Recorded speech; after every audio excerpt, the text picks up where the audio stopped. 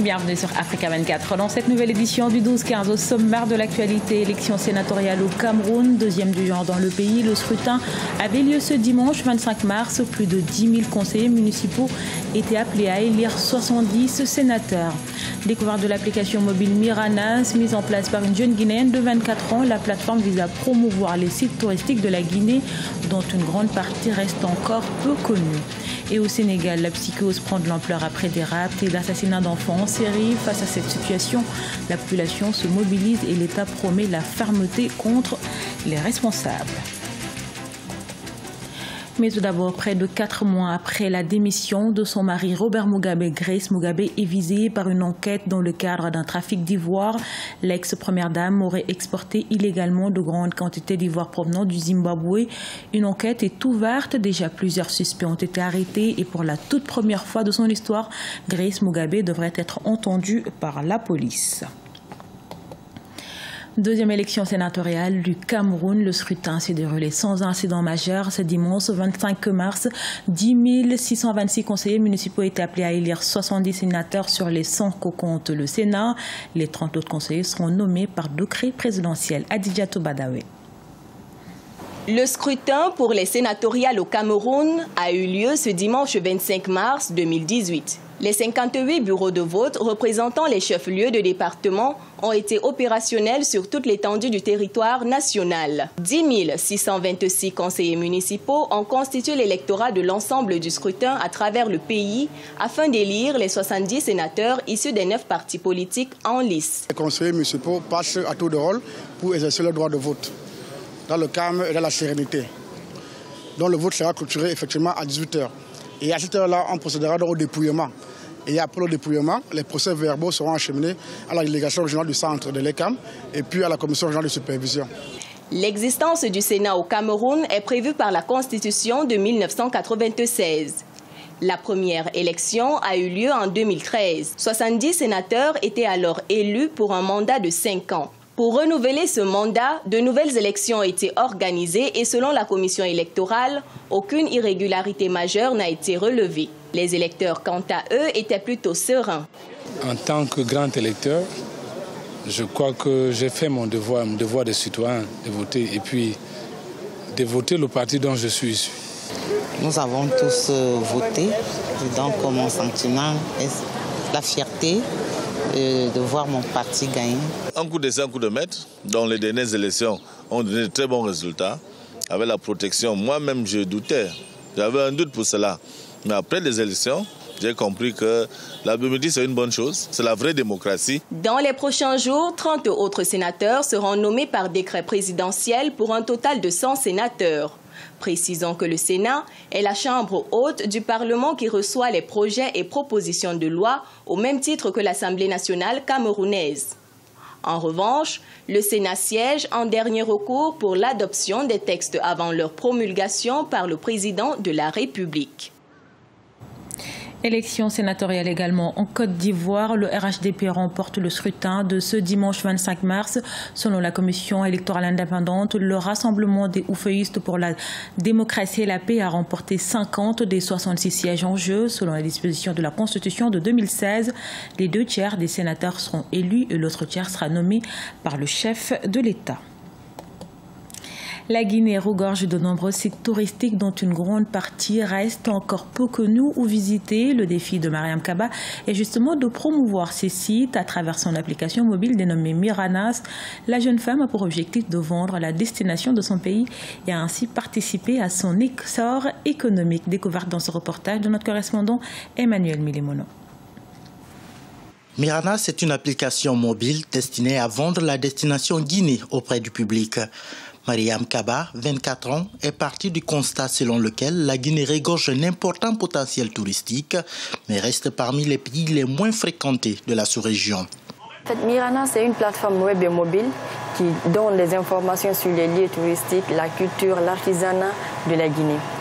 Mais aussi, ça donne la possibilité aux utilisateurs de souscrire à un circuit de découverte. C'est une plateforme où on trouve les accessoires faits par des artisans guinéens à base du textile guinéen. En fait, c'est une vitrine du tourisme en Guinée.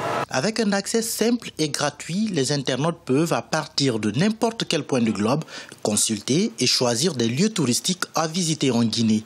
Mariam se fixe pour objectif d'attirer le maximum de touristes à travers sa plateforme qui existe aussi en version web. En fait, la Guinée, c'est un pays qui a beaucoup de potentialités touristiques ainsi que de potentialités culturelles.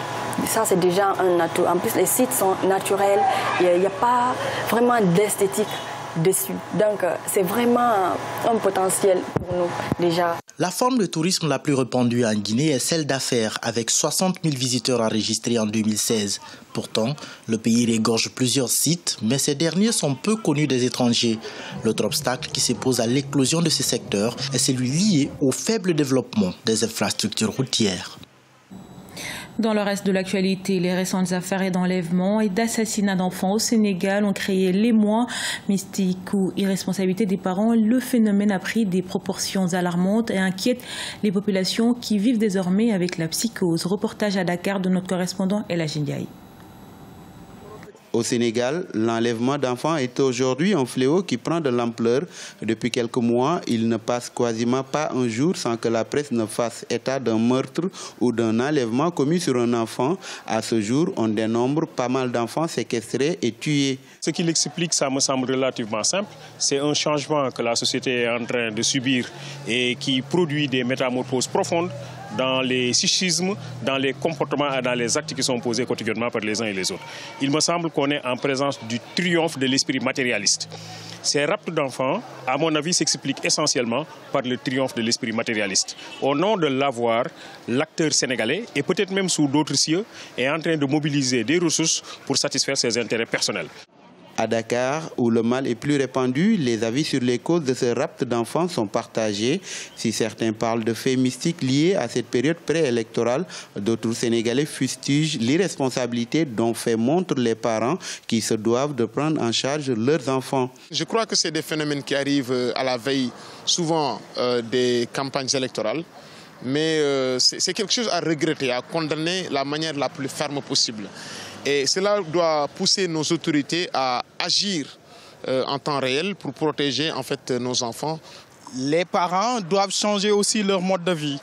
La rue n'est plus un cadre de vie pour un enfant. L'enfant doit vivre dans sa maison et dans les établissements scolaires et dans d'autres structures.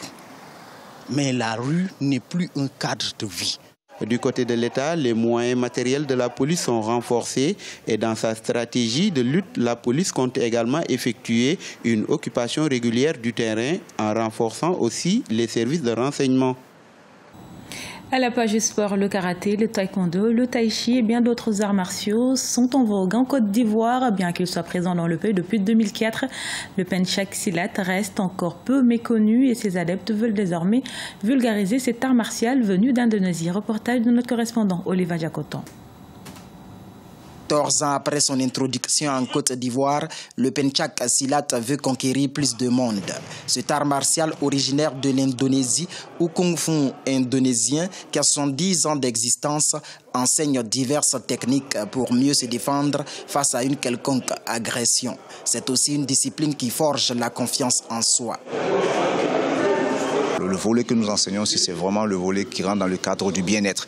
Donc, vous permet d'avoir une grande assurance en vous-même et de pouvoir vous sortir des situations, d'avoir les rudiments pour éviter une situation d'agression. Il y a des techniques de réflexologie précises, il y a des techniques de déplacement, il y a des techniques d'autodéfense et il y aura aussi en finalité, je vais dire, un petit peu de formule de yoga de manière à pouvoir toucher à une forme de pacification mentale. Cet art martial peut donner lieu à d'excellents résultats pour se sortir de situations critiques de la vie courante comme les agressions physiques, les intimidations ou les tentatives de vol. Nous sommes ici à Abidjan au Palais des Sports à un stage de formation d'une quarantaine d'adeptes. Objectif, rendre plus accessible le penchak silat à tous. J'ai vu le penchak silat, j'ai aimé. Comme il y a les techniques de self-défense, on apprend à se défendre et tout. Donc, j'ai commencé à le pratiquer. C'est avec une très grande joie que nous vivons ce moment de partage avec les membres de notre académie et les membres des autres aussi académies qui sont venus nous accompagner pour ce stage de penchak silat. Le penchak silat est pratiqué en 2018 par une centaine de personnes en Côte d'Ivoire. Cet art martial est présent dans le pays depuis 2004.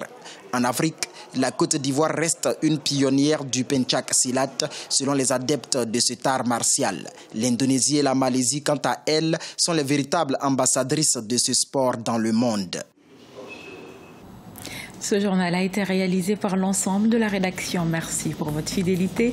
Dans un instant, une nouvelle édition de l'actualité sur Africa 24.